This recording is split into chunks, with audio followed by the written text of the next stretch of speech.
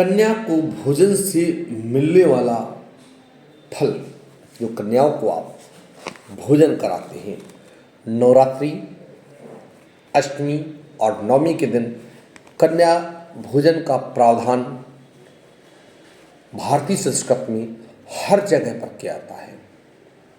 इसके पीछे शास्त्रों में वर्णित है तथा ये भी तत्व है कि 2 वर्ष से 6 वर्ष की 10 से 9 कन्याओं का भोजन कराने से आपकी जन्म पत्रिका के समस्त प्रकार के दोषों का शमन होता है। प्रत्येक पूजा पद्धति में एक प्रतिद्वहातम आता है जिसका संबंध मनुष्य की अपेक्षा से है। मनुष्य ईश्वर से निवेदन करता है कि प्रभु मैं आपको एक निश्चित वस्तु अर्पित कर रहा हूँ, उसके बदले आप मुझे मेरा मनचाहा फल प्रदान करें। इसी तरह नवरात्र में एक विशेष दिन शास्त्रों में कन्या के विभिन्न रूपों को भोग करके अर्पित करने का भी निर्देश है।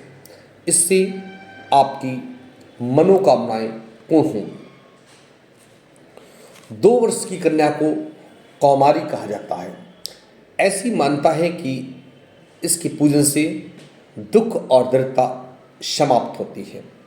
3 वर्ष की कन्या त्रिमूर्ति मानी जाती है। त्रिमूर्ति के पूजन से धन धान्य का आगमन और संपूर्ण परिवार का कल्याण होता है। 4 वर्ष की कन्या कल्याणी नाम से संबोधित की जाती है और कल्याणी की पूजा से सुख समृद्धि मिलती है।